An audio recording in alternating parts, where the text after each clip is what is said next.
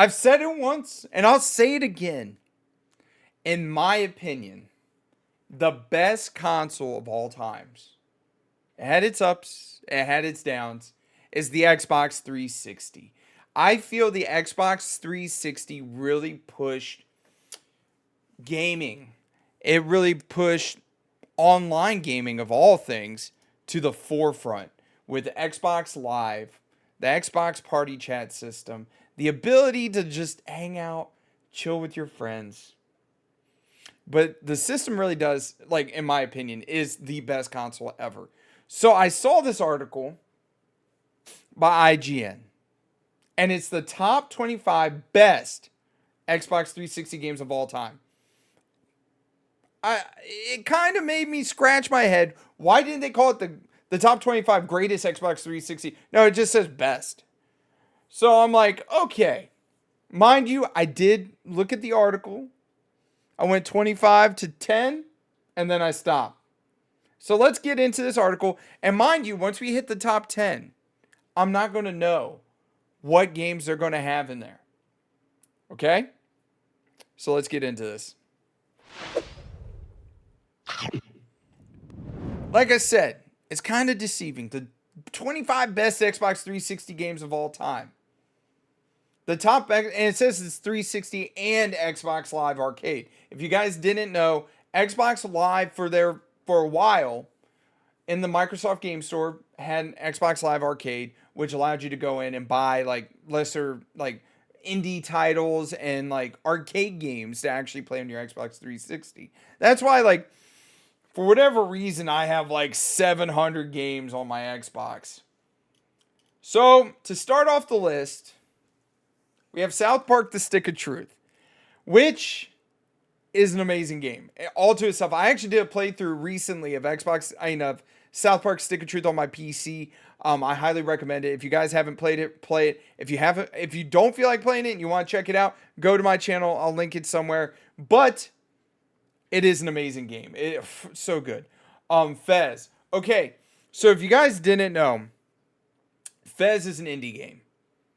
And it's like a 2D, 3D world. So basically, it's a platformer on top of that, and you can actually change the world as you go. It's such a good game. And what's sad is there was a Fez 2 actually announced, and people bullied the creator of Fez so much that he canned it and he's out of the game industry. But Fez, like, if you want a beautiful game that's a lot of fun, Fez. And it's crazy to think that Fez has been out for what? Coming up on, actually, April 13th is going to be its 12th anniversary. Minecraft, okay. I'm actually kind of surprised Minecraft isn't higher on the list. Because Minecraft is one of those games that everybody plays never fails. If you game, you're going to take 2-3 weeks out of the whole year and just dedicate it solely to Minecraft. Minecraft is just, it's a lot of fun. It's a classic. And they continuously update it. It's amazing. I highly recommend it. Gears of War 3. Gears of War 3 just, it's so good. It holds a special place in my heart. On top of that, it came out September 20th, 2011. I remember going out and buying an Xbox 360 just to play Gears of War 3 because I was out of boot camp and I was in like our MOS school or A school, whatever you want to call it, depending on which branch. And like Gears of War 3, it's amazing. Forza, all right, I'm going to be real with you guys. I'm not much for like realistic drivers at all. And a lot of people always talk about how Forza is an amazing realistic driver. Not for me, but hey, it made number 21. Rayman Legends. So I did play this because it was a free game with gold. And Rayman Legends is pretty damn good. I mean, growing up, granted, I was not much of a Rayman fan, but hey, to each their own. Shadow Complex. I don't think I've ever played this one. The Metroid School of Design teaches philosophies have given up abandoned in recent years, but Shadow Complex, politically driven thriller story, uses it magnificently, backtracking with new skills. Open world area allows players to discover dark secrets about a shady organization's true intentions. Its twin stick shooter and varied player ability creates intense, awesome scenarios where speed, platforming, and twitch reaction is essential to survive small encounters or huge boss battles. I guarantee you, if I saw the cover of this, I would know the game. But I do not, the name does not ring a bell, so I did not play that one. So, The Walking Dead, the game. This game is amazing. It won Game of the Year back in 2012, I think it was. And it definitely put Telltale Games on the map. It's an amazing game. I highly recommend it. It's so, like, the emotions you feel for some of the characters, like, especially the ending to the first Walking Dead, the game, bro, amazing. Call of Duty 4 Modern Warfare, they're placing it at number 17. I'm kind of surprised it ain't higher, because in my opinion, Call of Duty 4 Modern Warfare is definitely the game that put Call of Duty on the map and really jettisoned it to that next level. It's an amazing game, especially the campaign. The campaign, and also, like I said, the multiplayer. Mark of the Ninja does not ring a bell. So there's 2 games on this list that do not ring a bell. Stealth game provides the satisfaction and complexity of a classic game. Splinter Cell style hardcore stealth could be equally effective in 2D. The agile hero's ability to move. So it sounds like it's definitely, this is an expert level AAA quality in small scale independent form. Mark of the Ninja's option for non-lethal, lethal, evasive tactics. Huh. I've never played it, but I may have to go check it out. Okay, Limbo. Dude, Limbo is such a good game. It's 2D side-scrolling platformer with puzzles, and it's black and white, and it's just, it's beautiful. I love these beautifully, like, well thought out games. Okay, Mirror's Edge. So Mirror's Edge kind of holds a special place in my heart because I remember, I think this was just after, this was after, so it was after I graduated, right? And it was after I had bought an Xbox. I went over to a buddy of mine's house, and me and him sat down. We played this and the Tony Hawk Ride, which I believe is the one with the skateboard, like where you have the peripheral. But Mirror's Edge is such a beautiful game. If you haven't played it, I highly recommend it. It actually holds up very well. I played it probably about a year or 2 ago. But yeah, it's a beautiful game and it holds up very well. Dark Souls, no, hold up. Like I said, to each their own. Like I said with Forza, everybody knows what Dark Souls is. But I'm not a fan of Dark Souls. I don't mind a game if it's difficult, but Dark Souls, bro, I didn't even get past the first campfire. Halo 4. Halo 4. I mean, Halo 4, it was good. I mean, I can't complain too much. It was good. It's very entertaining. It's better than Halo 5, I will say that. And then this is where I stopped. Because they have Batman Arkham City at number 11. I'm going to be pissed if Skyrim's on this list. Because Skyrim's been remade 37 times over. And on top of that, the hill I will die on is that Batman Arkham City should have won Game of the Year for 2011. Period. End of story. No ifs, ands, or buts. I've played Batman Arkham City probably like 3 or 4 times over. And every time, especially how it ends, it hits me. And And Kevin Conroy and Mark Hamill, of course, reprise their roles Batman and Joker respectively. It's amazing. Number 10, BioShock. Okay, I can get behind this. I think, truth be told, I think the first BioShock should be ranked a little bit higher. But I do love the BioShock franchise. If you guys haven't played it, haven't checked it out. I did do a playthrough on the channel. BioShock's one of those games that I can play through, and it's just so immersive, and it's beautiful, and it's just so well done, and the story is amazing. And I'm telling you right now, I'm gonna have to play through BioShock Infinite again. I may have to try to play BioShock 2. We'll see. Rock Band 3. Okay, I can get behind that. Rock Band 3 actually had a very, very extensive list of songs. I love this genre of games because, like, if you're looking to just chill with your homies, have a couple drinks, listen, you could be a fucking rock star and play Rock Band.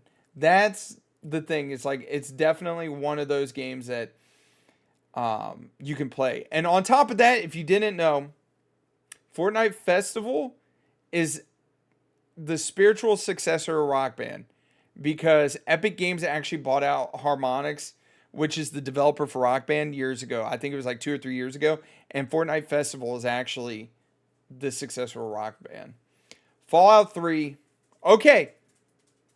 They're getting to be some bangers on this list. Fallout 3's story is amazing.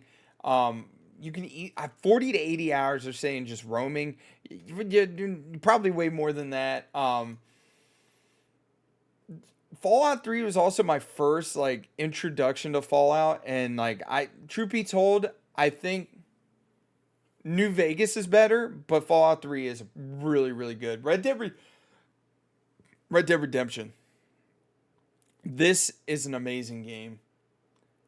I spent the better part of like 8 months playing this game and beating it, and the ending to that game is amazing. I'm going to have to do a playthrough on the channel for Red Dead Redemption 1. I'm playing through 2 right now, but it's amazing. I told you guys that Skyrim would make the list. I'm kind of surprised it's not higher, but it kind of pisses me off because, like I said, I feel like Skyrim doesn't really belong on the list because they've remade it like 437 times. So, like, if you really want to, you could do the best of the Xbox One and PS4, and guess what? Skyrim will probably be on there. You could probably do it for the Series X and the PS5, and Skyrim will probably be on there. Because, like, Skyrim's a good game. Don't get me wrong. I have about 800 hours in it. I still think Arkham City was a much better game, much more polished. Don't get me wrong, Skyrim has its moments, and the RPG aspect and yada yada yada. But my hill that I will die on is definitely that Arkham City should win Game of the Year. Let's keep on going. Orange Box. Okay, if you guys don't know what the Orange Box is, it was Valve putting Half-Life 2, Team Fortress 2, and Portal all in one bundle and throwing it onto the Xbox 360. It was, I remember I picked the Orange Box up. I think I picked it up for like $10-15, and it's a really good game. Like, you got Half-Life 2 on there. You got all kinds of really good games. It's weird that this chick like randomly popped up above my head. It like pulled my attention away. I'm sorry. Portal 2, amazing game. If you want a couch co-op that you can play with your best friend, your wife, your kid, whatever, Portal 2 is amazing. You can pick it up for, very cheap. You can also get it on Steam. And bro, I don't like my boy Guyver killed me like 237 times. He aggravated the hell out of me. Halo 3, I mean, the problem I have with Halo 3 is those goddamn bubble shields. Or just like Halo 3, I want to say, truth be told, I think Halo 3, in my own opinion, Halo 3 definitely was like the last good Halo, if that makes any amount of sense. And like the story was amazing. Like, it's just so good. All right, Halo. All right, so GTA 5 kind of falls into the same category as like Skyrim, shall I say, because it was released about a year, I want to say, before the Xbox One and the PS4 came out. and it like as soon as it came out, bam, it basically got the Skyrim treatment. It got the upgrades. It was ported over. I think I 100% completed GTA 5 on the 360 like twice because I used to work weekends and I was in the Navy. So, anyways, GTA 5, okay.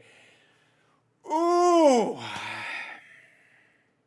So they put the Mass Effect trilogy, which by the way is 3 games because it's a trilogy, as number 1. I mean, this is the problem I have with it. Is how much backlash this got when it first came out. Don't get me wrong. I love the Mass Effect games, especially 1 through 3. They're amazing. It's an amazing world. It's just it's all around great. But number 1, seriously, like I'm not gonna lie, I tried to play the first one recently, and it does feel like it's kind of aged and dated. But the ability to forgive the third game, if that makes any amount of sense, because I'm looking for words right now. This actually just shocked me as number 1 because, like I said, But if you haven't played it, I still highly, highly recommend it. Like, oh, it's amazing. It's amazing. Let's go full screen. So, that right there is IGN's, what is it, 25 best Xbox 360 games of all time. Not greatest, best. Some of these I agree with. Some of them I don't. And mind you, there was only 2 games on the list that I didn't hear of, which kind of surprises me that I've never heard of them.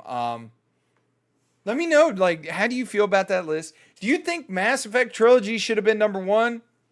Or are you like me that thinks that it should be further up the list or not even on the list altogether? I think if they're going to group the trilogy together, like, let's do like the best trilogy games of all time. It's definitely cheating. It's just one of those things. But for the most part, that list was okay. I think Batman Arkham City should have been at number 6.